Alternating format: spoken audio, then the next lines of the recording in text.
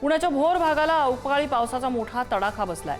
मुसळधार पावसाने शेतात पाणी साचलंय, अनेक पिकांचं मोठं नुकसान झालेलं आहे। सोसाट्याच्या वाऱ्यामुळे उभं पीक आडवं झालं असून शेतकऱ्याच्या हातातोंडाशी आलेला घास हिरावला गेलाय। भोर तालुक्यातील वडगाव डाळ गावातल्या शेतपिकांना पावसाचा मोठा फटका बसल्याने शेतकऱ्यांचं नुकसान झालेलं आहे।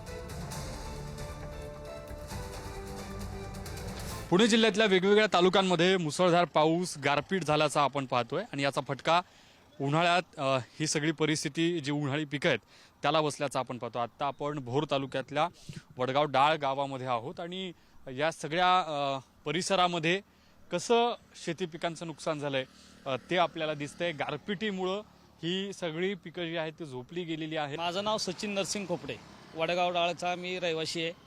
या भागामध्ये 30 तारखेला आणि आजच्याला एवढा पाऊस झाला की त्याचं प्रमाणाच्या बाहेर आलं। मागाशी कृषी मंत्री स्वतः पाहणीसाठी आले असते, त्यावेळेस जी पाऊस चालू झाला, गारा आणि पाऊस, त्याच्यामुळे पाण्याचे लोट सगळे शेतामध्ये याच्यामध्ये गेलेले आहेत। प्रत्येक बाजरीच्या पानाचं शितड्या झालेले आहेत। अशा फुलवऱ्यामध्ये असताना पाऊस पडल्यामुळे त्याचा फुलवरा जडला गेलेला आहे। त्याला दाणे भरण्याची प्रक्रिया होणार नाही आता इतकी पुढची, फुलवरा जडल्यामुळे आणि कणसे गारांमुळे आणि हे मोडलेली आहेत जाग्यावरती।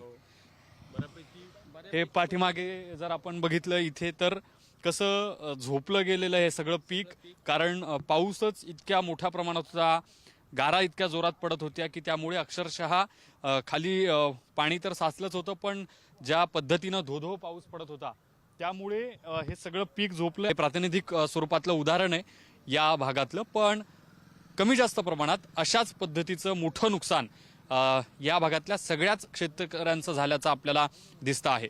तेव्हा काय नेमकी सरकारकडून या सगळ्या शेतकऱ्यांना मदत केली जाते हे पाहणं महत्त्वाचं असेल। व्हिडिओ जर्नलिस्ट निखिल समित, ज्ञानेश्वर चौतमल, पुढारी न्यूज, पुणे।